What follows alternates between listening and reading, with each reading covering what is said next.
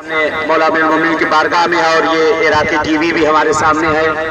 اور علی T V بھی، اور اس وقت ہم لوگ مولا کے بارگاہ میں ہیں۔ ایک سلام دے کے مختصر سا اور یہاں سے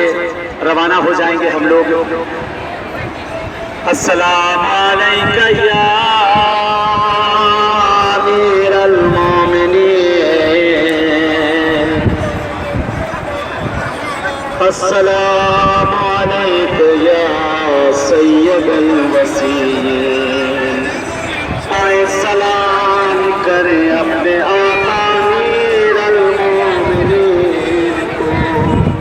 اے مولا امیر المومنین آقا ہم آپ کی بارگاہ میں مولا بڑی دور سے آئے ہیں آقا آپ کے پاس،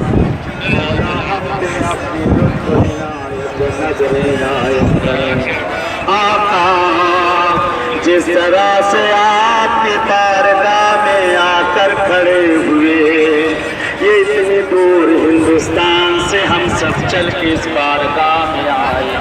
آپ کے شکر گزار کہ آپ نے ہمیں اجازت دی کہ ہم آپ کی بارگاہ میں آ سکیں۔ مولا جس طرح سے آپ کی بارگاہ میں آئے آقا، ایسے ایک دن آ جائے کہ ہم جنت و بقیع میں اسی طرح سے بی بی زہرا کو سلام دینے کے لیے وہاں پر اسی طرح سے ہم کھڑے ہوں۔ یہ میرے مولا ایک التجا ہے، بڑے بیمار مریض علی اس وقت ہمارے درمیان میں موجود، بہت سے لوگوں نے ہم سب سے التماس دعا کہا، بہت سے لوگوں نے یہی جملے کہے، آپ تو مولا کی بارگاہ میں جا رہے ہو، مولا نے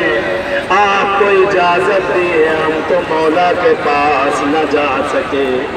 مولا کو میرا سلام کہہ دینا، کہنا کہ ہمیں بھی اپنی بارگاہ میں آنے کی اجازت دے دیا تھا۔ آقا بھیج دے ہمارے زمانے کے امام کو، بھیج دے آقا،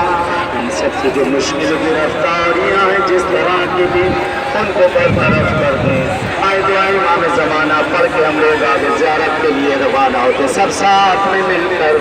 بسم اللہ الرحمن الرحیم، اللہم کل ولیک الحجۃ ابن الحسن صلواتک علیہ وعلی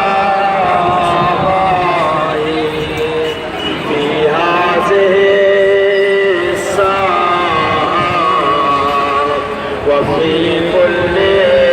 ساعة وليا وحافظا وقائدا وناصرا ودليلا وعينا حتى تسكنه أرضك طوعا وتمتعه فيها طويلا برحمتك يا ارحم الراحمين، آمین یا رب العالمین۔ تاجیل فرض امام زمانہ بلند صلوات